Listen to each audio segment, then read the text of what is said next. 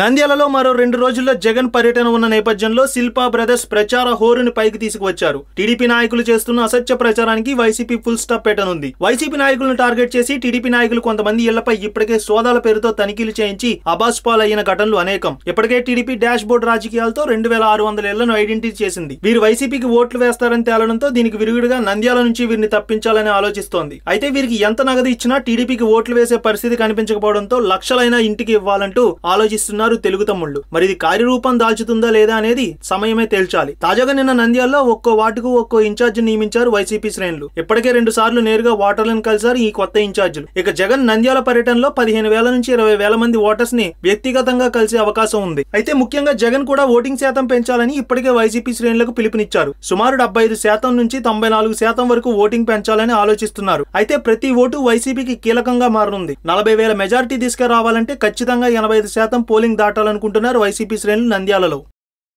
ఈ వీడియో మీకు నచ్చినట్లయితే లైక్ చేయండి, షేర్ చేయండి. మరిన్ని అప్డేట్స్ కోసం మా జనహితం టీవీని సబ్స్క్రైబ్ చేయడం మాత్రం మర్చిపోకండి.